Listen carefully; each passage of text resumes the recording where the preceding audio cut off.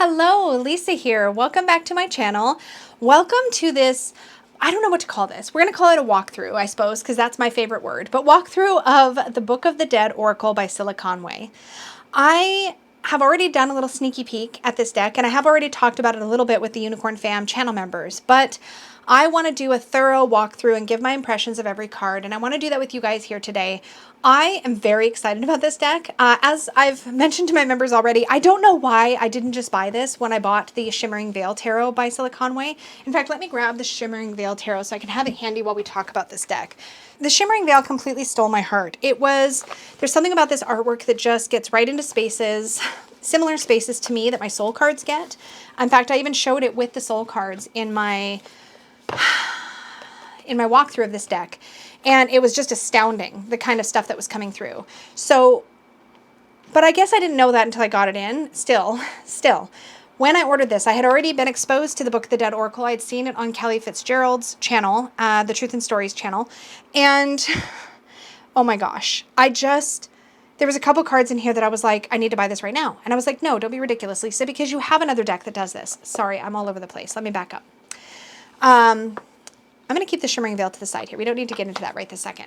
So the Book of the Dead Oracle, from what I could tell, goes into the space between lives or afterlife, depending on how you view it and how you want to work with it. I have the Cosmovisions Oracle, which is intended to do the exact same job. So I told myself this would just compete with Cosmovisions. Here's the trouble, though. I haven't been using Cosmovisions. So I've got a sticking point there because as beautiful as Cosmovisions is, there's something about the art style that I know isn't quite hitting. And I've had that problem with Prismavisions, the tarot deck, as well. So knowing that I've gotten the Shimmering Veil Tarot and knowing that I really, really, really resonate with Cilla's art style in this deck, I'm convinced going in that this will work better for me for its purpose than the Cosmovisions would. And this is top of mind. And we'll get into the cards, but I have to babble for a minute first. Please bear with me. So it's top of mind because I do past life readings for clients. It's one of my favorite readings to do, but they're quite intense. And I use my soul cards. I use my portals of presence. I use an oracle deck. And it only recently happened. So let me back up. When I do past life readings for friends and family, they're unencumbered by structure. And because doing past life readings for clients requires a certain amount of structure to create a cohesive container for my client, something I can get into at another date. But I like to create a very comfortable experience for my clients, which means I like to create an experience where if you book a past life reading with me, you kind of know what the structure is going to be. And if you book another one, you know what that's going to be because you experienced it with me and you kind of have an idea of how I function. And I kind of call that a container. It's how I like to offer client services. It's how I was as a yoga teacher. It's how I am when I do a course. It's all the same for me. I want to create an experience and have that be familiar in a way. In any case, I was doing a past life reading for a client, and without getting into any details about the reading itself, because that's absolutely something I won't do, but there was a point in the reading at which it broke that structure. It jumped outside of its life, the life that I was trying to tap into for the client. It jumped outside of that and was like, no, we need to look at the space before that life. And I felt oddly unequipped to do that in that moment because I wanted something different. I could have done it with the soul cards, but I wanted something that could contain it a little and could let me do that, but without going crazy overboard. And in that moment, I remember thinking, gosh, I wish I had the Book of the Dead Oracle because some part of me knew this is the deck I needed. Instead, what I did was I went and got the Majors Only art cards from the Cosmovisions. Let me just show you.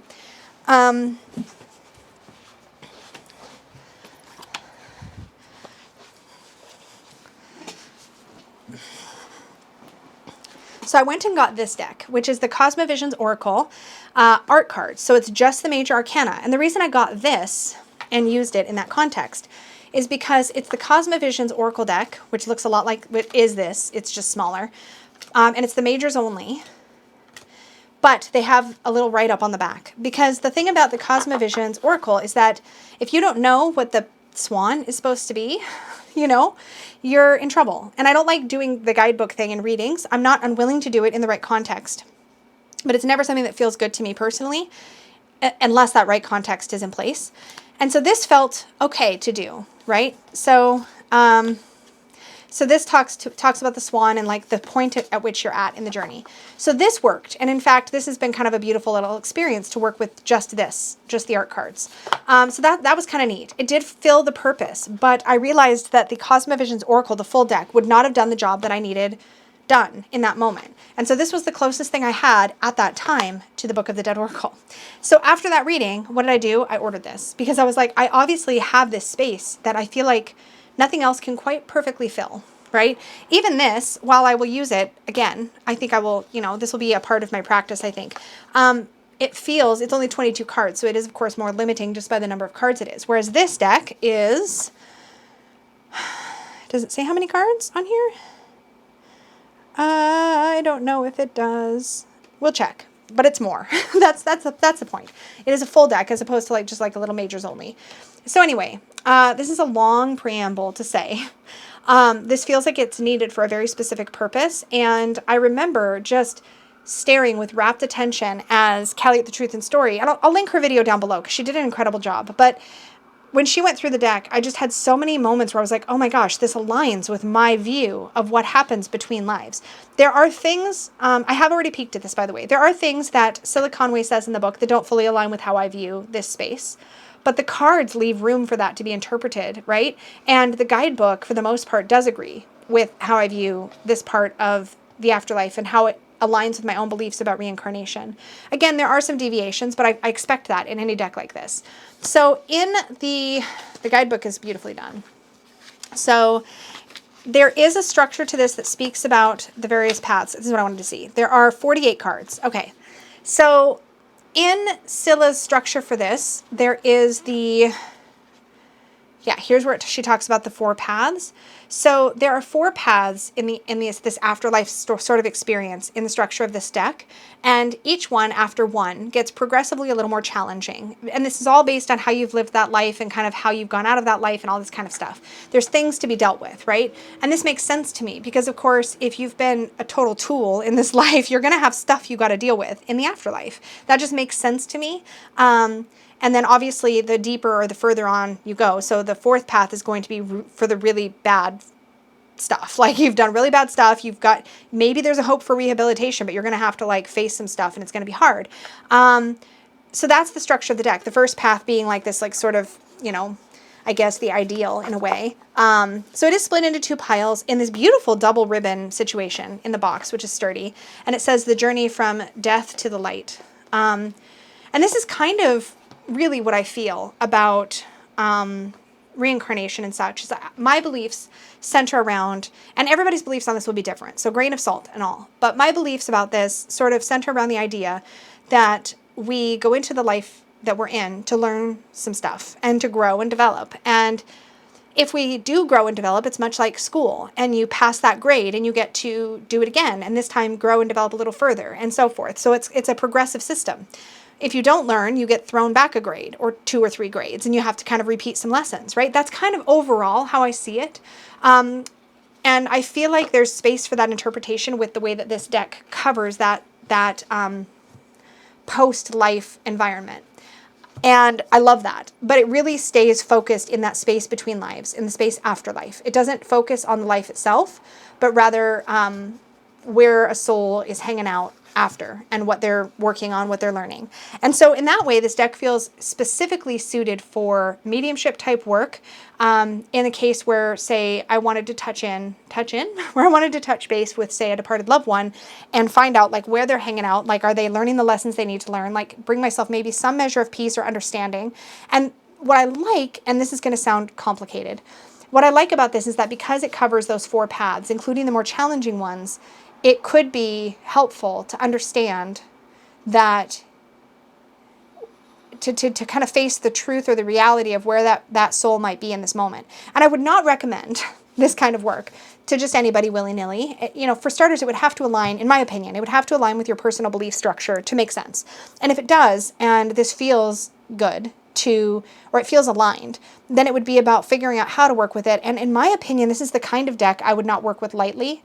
I would put I would be really respectful. And you don't want to just be like going and spying and peeking in on people who are trying to like actually learn their lessons and move on. So there's a whole bunch of stuff around that. And I think Cilla, you know, because I've read a bunch of the introduction of this book, really covers a lot of this stuff, I think, very, very well, and speaks to those kinds of ethics and like being aware that you're not just like, you know, ringing up your grandma who you miss and trying to contact her and like pull her away from the work she's doing, right? But I feel like in a way, this is almost a little more passive than that, or at least it could be used that way. It could be used a little more passively.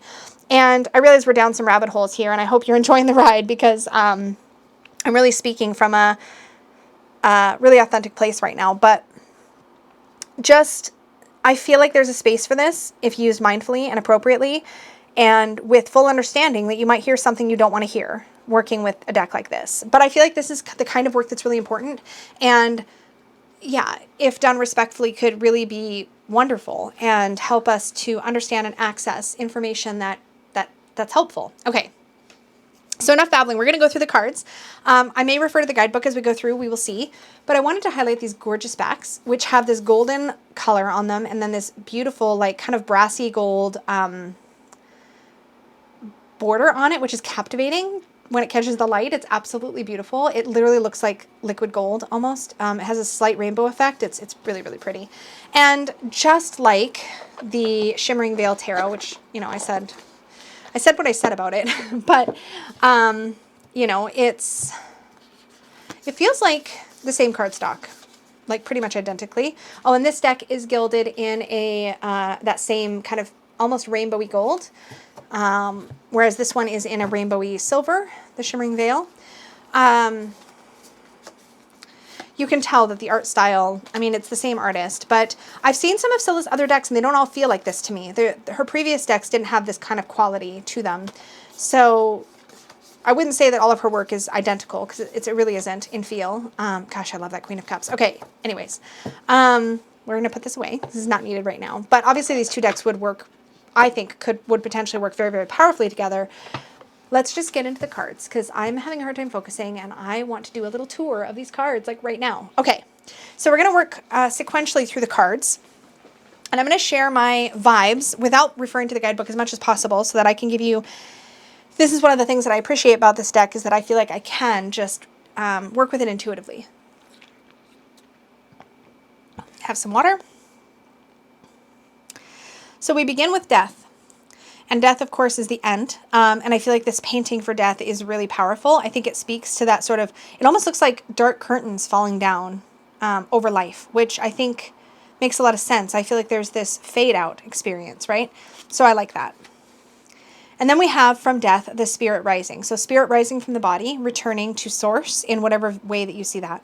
And I like that these cards are titled and numbered, but just like in the Shimmering Veil, the numbers and titles are kind of off to the side. They're not very obtrusive, which really lets you sink into the artwork, which is heavenly, heavenly. Cilla's artwork borderless is just something special.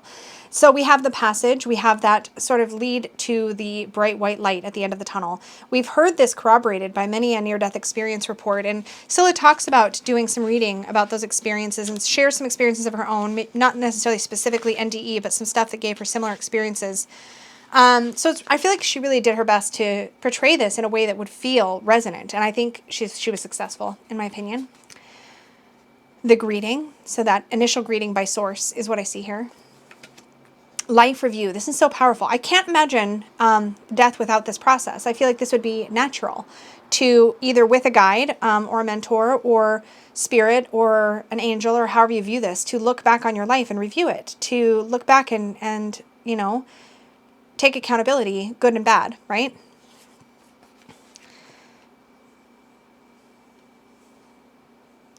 Innocence regained. Of course, when we return, this is, I believe we're on the first path, but we might not be there yet. But innocence regained, we're back into pure spirit form now, right? So there's it's kind of like in each life we're a different pastry. It's going to sound terrible. It's a terrible analogy, Lisa, but whatever. In each life you're a different, like, item made out of dough, right? Like maybe you're a cookie, or maybe you're a loaf of bread, or maybe you're a croissant, or whatever. And then when you return to source, you kind of return to your dough state, right? Which is pure in a way. It's unformed.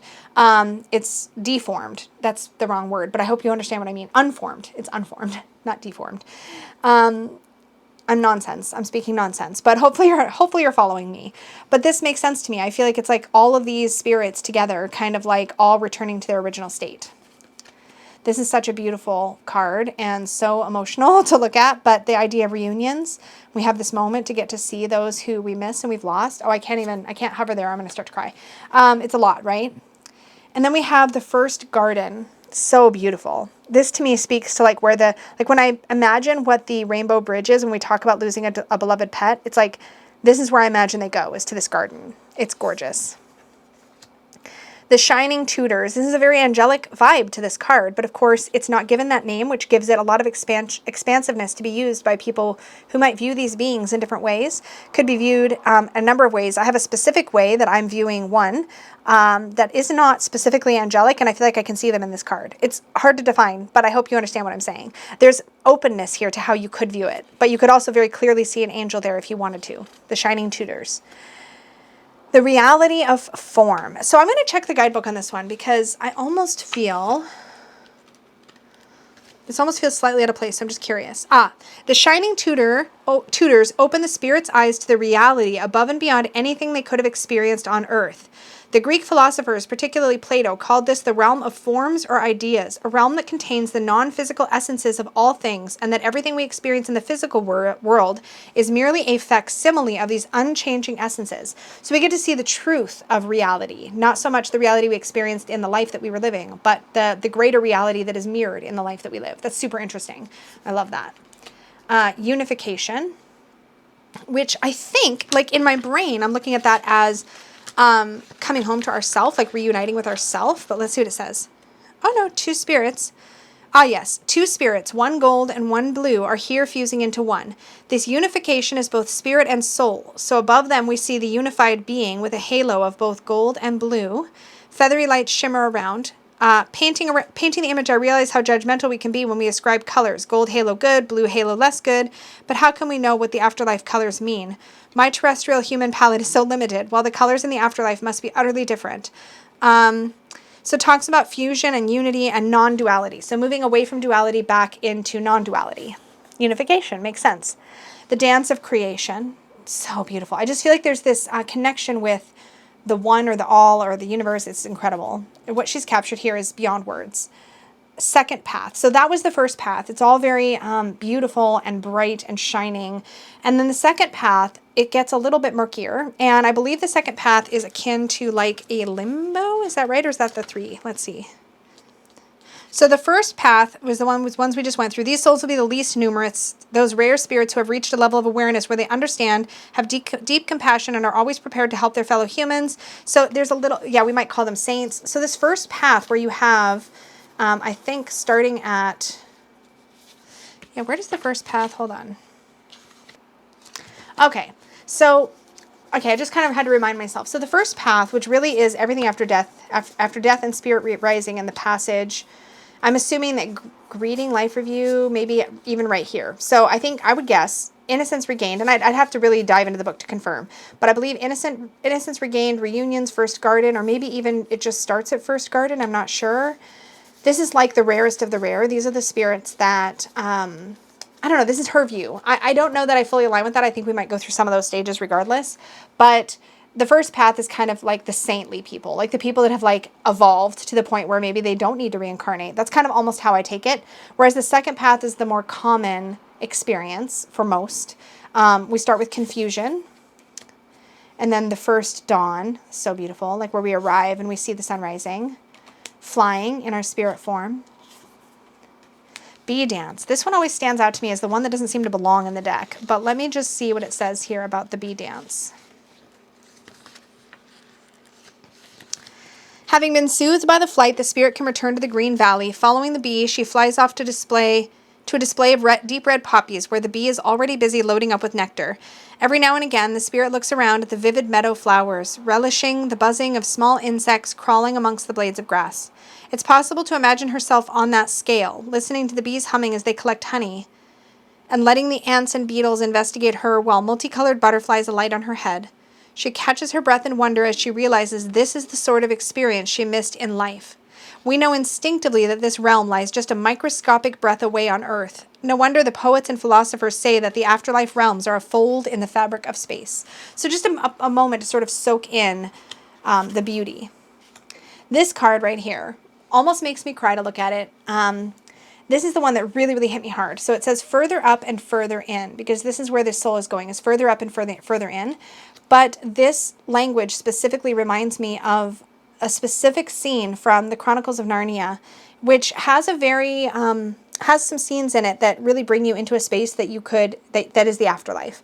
And one of the things that happens is this further up and further in. As you go further up and further in, reality gets even more real in a way. And much like we talked about in that card in the first path, where, you know, the true reality that's like mirrored in our actual real world, that's where you're headed with further up and further in. That's kind of what I have intuitively about that. Soul family. I feel very strongly about this, that there are those we are connected to on a soul level. And so we have an opportunity to reunite with them. Freedom. So much peace in this life, or in this space. The shining sea. So those are the two, I would say, positive, like really, really positive lives. The more common one, and then the like extra perfect one, or extra beautiful one, or however you want to look at that. The next one here operates, I believe, more like a limbo. So there's this feeling of like confusion and being lost and like really having to find your way kind of thing. So we have the third path where it says lost. We have fear. Limbo, literally limbo. I didn't realize that card was in there, or I forgot. I have flipped through these before. I'm kind of looking at the guidebook. But then we have dark glass. This has a feeling of like, almost like a life review, but in a murky way. Like you may not see things clearly. It may take you a little while to get to the answers. Psychopomp. The psychopomp has a role to play to, I think, make sure that you're not lingering, like to kind of guide you a bit, but it's like less comforting than maybe some of the other ones. Release. Green walks. This feels more calm, a little more peaceful. Like we're making our way through, we're figuring it out, right? We found a place of peace.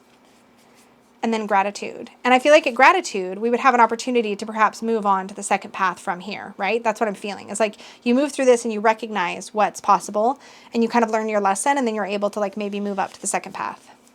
The fourth path is much darker, and this is like where we imagine one might go who's been really, really awful in life, right? Who has a lot of work to do and a lot of being accountability to take, that sort of thing. So we have the obdurate spirit here in the fourth path. We have Charon taking us to the underworld, or taking the spirit to the underworld. Valley of the shadow. This makes sense. Kind of facing your shadows, really having, in this case, not the Jungian shadow, but like actual shadow, like shadowy negative behaviors, that sort of thing. That's kind of what I see here, is having to really look at that. Kind of, again, like life review, but dark, you know, hard. And even more, we get into ghosts of the past. So maybe this is just taking us there. This is maybe the passage to where we do this reviewing, ghosts of the past deal, where we have to face our mistakes and, you know, the people we've hurt. River of oil and blood. I feel like there's a lot of confrontation, deep, deep confrontation in this space. And then beautiful. We have a second chance. From the fourth path, right? There's an opportunity to redeem. Recovery. This is what we want to see from the fourth path, right? We want to see breakthrough. We want to see getting away from that, being able to, you know, take responsibility for our choices, make better choices. Here we have the choices card. Farewells. So this to me feels now like we're out of the fourth path. Actually, let me back up. We have breakthrough. To me, this is breaking through to the upper paths, right? So we're evolving now. We're breaking out of that cycle of being in the fourth path. And then choices, I think, to me, is probably the point at which we're deciding for our next life what we're going to do. This is my suspicion, but we're just going to kind of feel our way through. I have flipped through, so that's probably something, you know, I'm probably remembering things too. Then we have our farewell. So this is, to me, when we say farewell to our spirit family, because we're prepared to go back to be reincarnated. And then new soul. So we're reincarnated as a new soul. Reincarnation, actual physical reincarnation happening here. The heart's flame. So I think this may speak to kind of like that twin flamey energy, which I'm curious about. What does it say here?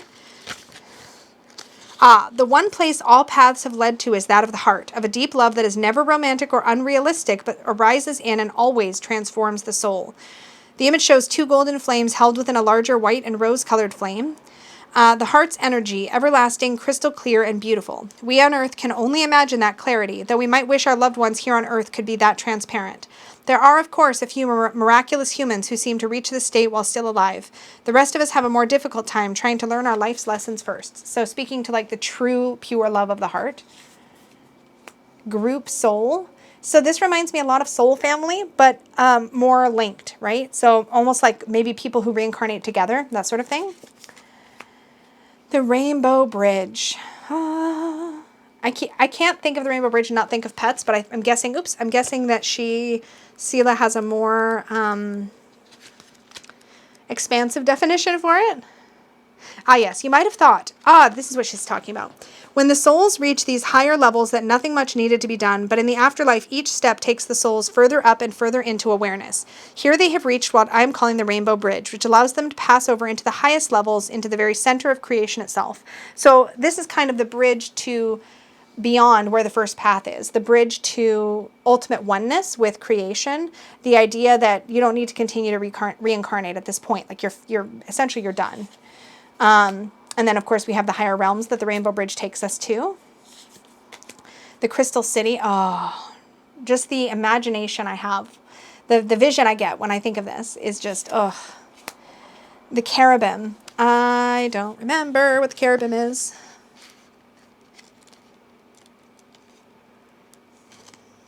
These massive beings bear little resemblance to the soft, saccharine angels beloved of the New Age. This is an energy being whose gaze could kill you if it looked at you directly. The cherubim were depicted originally as the ancient protectors of the Tree of Life from Mesopotamian mythology, and were pictured supporting the thrones of deities and kings. It goes on from there. So it talks about the cherubim. So you almost like a being that's even more expansive and powerful than angels. Elysian light. The light of the center, falling in soft, coruscating waves, reaching out towards the souls as they move towards it. So this is the ultimate life. Ultimate light, not life. Ultimate light. And then the inmost center, right? So just like, I mean, do you see what this deck does? It's astounding. It's astounding. I can't imagine a creator doing more justice to this particular experience than Cilla has. And not to say that James R. Eads' Cosmovision doesn't do the exact same job. It may very well may be. But the artwork of this just speaks so perfectly to the way that I feel like this, nothing here is discordant with my view of how this kind of thing works. And that's a very unique, I always felt like it was a very unique to me spiritual belief, but Peggy and I share beliefs about a lot of this stuff. Well, I should say basically all of it. We don't disagree about any of our afterlife conversations and how reincarnation works and all that kind of stuff. And I guess I just assumed that we were like in the minority, but I found that when I speak to people about it, that a lot of us have very similar, even if it looks very, very different, we have very similar thoughts. Those of us who believe in reincarnation, that is, of how that process looks and what's involved in it. And wow, like my breath was taken away with the Shimmering Veil Tarot. I just think it's really, really powerful. I definitely think there's something that Cilla is connected to or is channeling or something. I don't want to put words in her mouth. That's not fair. But I feel, though, as though she's really tapped into something archetypal when she does this work. And the only card in the entire deck that does throw me off a little, because it just feels so out of place, is this Bee Dance. That's the only one. Everything else has this same kind of ethereal, flowy vibe, and then this almost feels photorealistic, but it also almost weirdly feels like you've got a macro lens on, and I wonder if that's the point. If the point is that as a spirit, you're kind of able to sort of have this extra sharp vision and kind of zoom in on these like little details in the garden and like, you know, and kind of like see things differently. I wonder if that's the point, but it does artistically, it just feels like a little bit funky among all these other sort of soft ethereal shapes and forms. It's almost like it's super sharp by contrast. This is such a gorgeous, gorgeous deck. I'm going to put it back into its original 2 piles, back into the box. And then we'll take a little flip through of the book. I love this like double ribbon system here. I don't think my deck is going to stay in this box, but for now it is because I don't have a spot for it. In fact, I may keep it in the box. So let's take a quick look at the guidebook now that we've gone through the cards and just see. I know I've kind of referenced it and flipped through it a little bit, but I want to show you how the guidebook is laid out and kind of what to expect. So you have your table of contents. Why this deck and why now? And she does speak to the COVID-19 virus and all of that kind of stuff going on. She was writing this in 2020. It's so trippy that we're now getting books and decks that reference this. It's become quite common, actually. She talks about near-death experiences and psychopomps and other beings, the different paths, the higher realms, and her current thinking about the afterlife and the 4 paths. And then you have this index of the cards and a visual index as well, which you also get on the inside of the box, which I think is really cool to be able to see it all laid out like that. I think it's a neat little feature of her books to have that. And then you get into the card interpretations, and she's quite generous here. So you have a thumbnail image, you have the title, and then you have a write-up. And I've read you some bits and pieces throughout this video, so you've gotten a feeling for how the writing is. I've only really read at most the first 2 paragraphs. I think in one of the cards I may have gone a little bit into the 3rd paragraph. There's quite a bit. And that's just more of a description and a definition of what's happening in the card. And then you also have a spot for possible interpretation. And like, it's interesting here in the reunion section, she has a little note. On this subject, you might consider watching a lovely film called Hachi, based on a true story. It shows clearly the devotion of animal to human, which I think is beautiful. So it goes like that throughout. I don't think it has anything at the end, but oh yeah, there is some stuff at the end. That's right. Okay, so after the inmost center, we have using this deck. And here's where she speaks a little bit about the ethics. Please do not try to call your loved ones to you through the deck. Asking the oracle if you could send love or a message to someone is fine, but never try to ask them to come to you, as this could be harmful to all concerned, particularly the soul who is now trying to walk his or her new path, which is kind of what I was trying to get at earlier. I think that's an important ethical consideration.